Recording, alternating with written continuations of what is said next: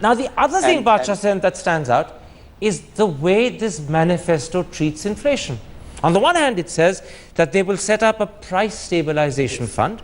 But then, if you look under agriculture, the manifesto commits the BJP to ensuring a minimum 50% profit over the cost of production. Yes. That surely means that the minimum support price is going to shoot up fairly considerably. And if that happens, far from stabilizing inflation, you're going to kick up inflation. So do you think on inflation, they're actually contradicting themselves? Yes. You see, I think this manifesto is like the proverbial curate's egg, you know. It's a bit of bad, it's partly good and partly bad. But I really don't know how it was put together. There are visions of Modi in there. There is his vision statement, it's there. They talk about social security measures, they talk about food security measures. They don't tell you how they're going to pay for those. They don't tell you how they're going to control a fiscal deficit when you've got food security being guaranteed, when you've got, as you said, agricultural prices being hiked up. Too many ideas, often contradicting themselves, and too little detail all in depth. Yes, exactly. Let me put that to you, Mr. Javadekar. The manifesto is thought, when it comes to economic growth, to be vague. When it comes to subsidies, it's said to be silent. When it comes to inflation, it's believed to be contradictory. How do you defend those bits? You are discussing BJP manifesto, and on this panel I am the only BJP man. So how many seconds you are giving me? First tell me. As long as you want, but you can't take forever. So no, I don't. I always speak very precise. The thing is, manifesto is the roadmap. It is not a budget. Let us understand. Budget will give that specifics, what you want every year. But more importantly, government will decide the agenda for governance. And as you know, that we as BJP have declared our manifesto. Every party in India has their own manifesto.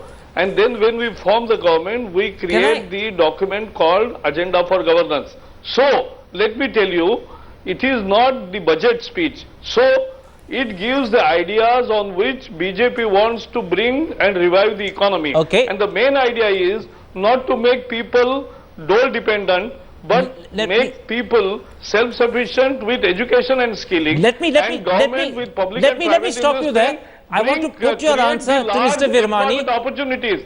That is the thing. Let me put that answer to Mr. Virmani and ask him as an economist whether he's satisfied with this idea that Mr. Javadekar says that this is a roadmap, not a budget.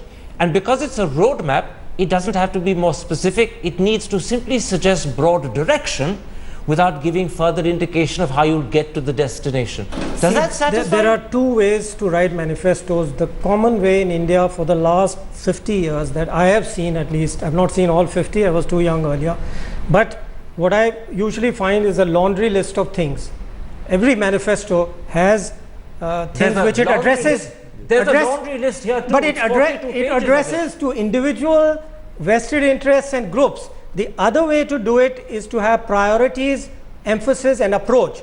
So what are the priorities and emphasis in this? There are two things which stand up. You didn't ask me what I thought were the good parts. We can come to the bad parts. There's never everything, like you said, is not good.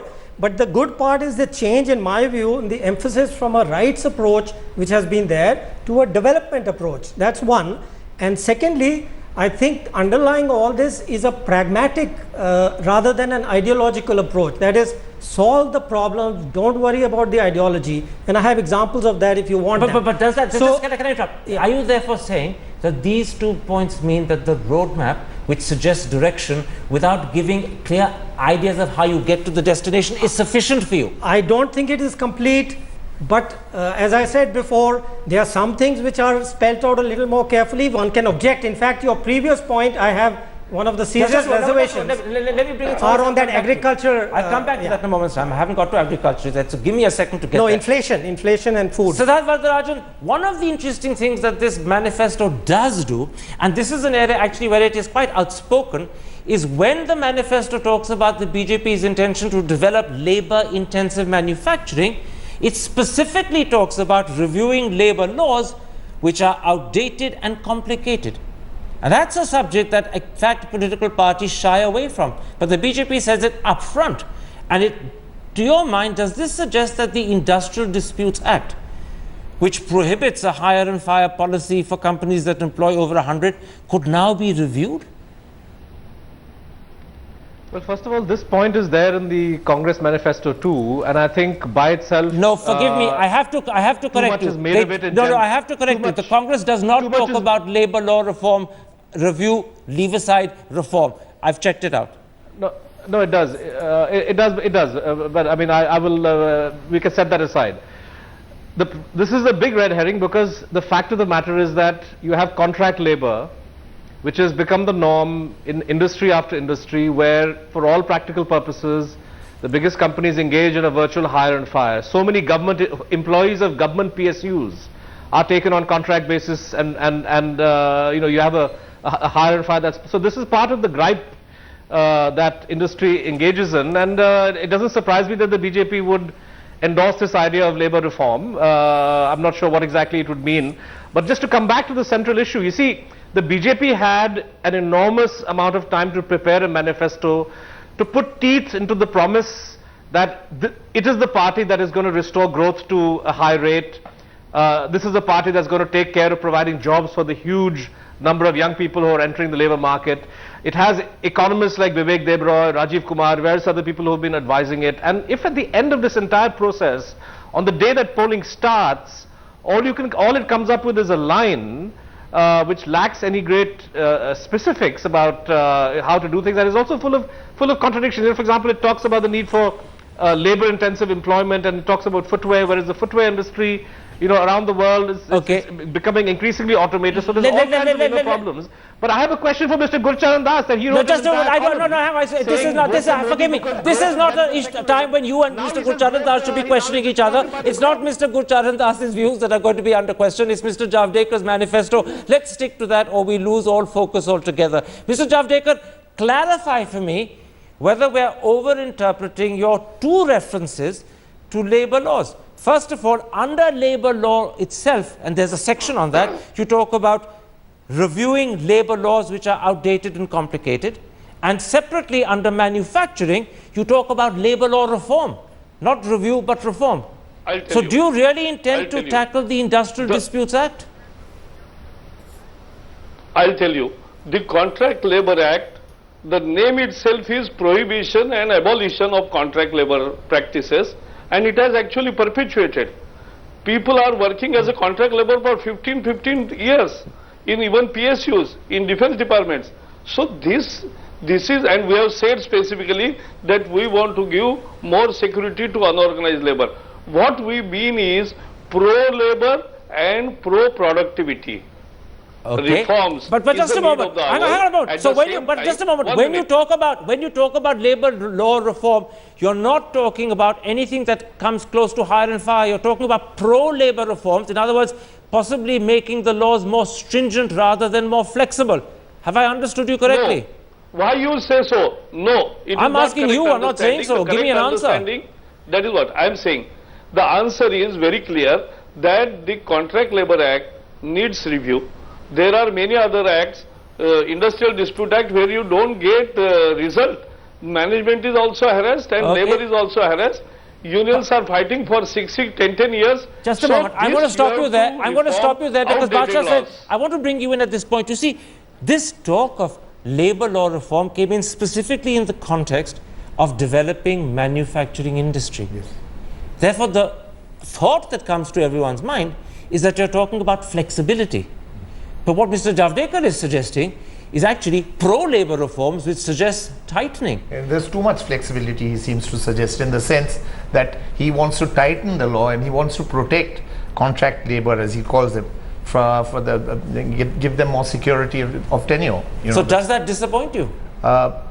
I'm not surprised. I mean, in an election manifesto, you can't tell large numbers of voters that we're going to come and chuck you out of your job. So you think they could still do it without saying it? That's why manifestos are not necessarily taken seriously. Mr. Virmani, as an economist, can you create a manufacturing hub, a concept on which the BJP lays a lot of weight, without bringing in greater flexibility to labor hiring?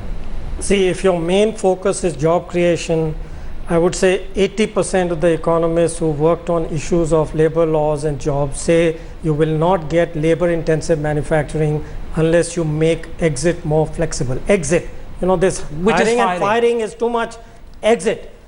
You have currently, it has to go to state governments. How you exactly modify them is something to be thought through carefully, by decentralizing it, by putting it to the states, by changing. But what you're saying is this is a bullet that must be bitten if they're serious about delivering a manufacturing hub. No, not a hub. What I'm saying is, if you want jobs to be created in manufacturing, you have to bite this bullet. Then you have to do it. You may still create a hub and still get some manufacturing, but you won't get labor intensive. You won't get the industries which are going away from China and shifting to Vietnam and Bangladesh to shift here. Mr. Gurcharan, another area where the manifesto lays a lot of emphasis is what it calls rationalizing and simplifying tax regimes, creating what it calls a non-adversarial, conducive tax environment. But once again, there are absolutely no details, not even an illustrative example of the sort of tax that should be simplified. Do you think that's understandable? Or do you think, once again, it suggests that this document is big on intent, low on details, and therefore unconvincing? Yeah, and I think that here their intent is right. The problem, they could have mentioned things like retrospective taxes are a bad thing to do.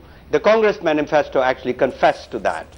And so we could have had the notion of the way GAR was implemented very badly.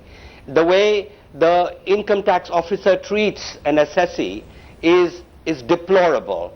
These are things which this manifesto does mention, and I think that's a good thing. That's a good thing. I think that one of the what gives India a very bad name is the way the income tax office, tax treats people. Let me go back to Mr. Javadekar, because we're coming to the end of this part where we're talking about the BJP's economic policies as promised in that manifesto. Other than Mr. Virmani, who feels that your silence leaves you room to actually do things and you're not committing yourself to mistakes which would make a lakir ka fakir problem, there is a sense of disappointment from Mr. Gurcharan Das and from my friend Badshah Sen, most articulated perhaps by Badshah and Gurcharan. Do you feel that perhaps you should have had more specific details so that people believe it's not just intent, but you actually know in concrete terms what you propose to do? See, there are two ways to look at the manifesto. There are some manifestos telling that we'll give laptop, we'll give pressure cooker, we'll give 2 lights, 2 bulbs free, and many things like that. We have not gone to that level, because we don't think that's a good way. We have said that we want to give people a life of dignity based on job creation through large investments. So that's the theme of the whole manifesto. And more importantly, when I say labor laws outdated which are being reformed, our taxation reform is absolutely clear, because it is not the single document which comes before the public. Our leader is giving his ideas every day. Our party has umpteen times through our economic resolutions. We have made a position I'll clear. accept that as an answer. Don't just take the manifesto on its own. Read it alongside Mr. Modi's speeches, and perhaps you're also adding, without saying so, Mr. Modi's speeches and what he says at rallies is a lot more important than what Dr. Joshi put into the manifesto on his behalf.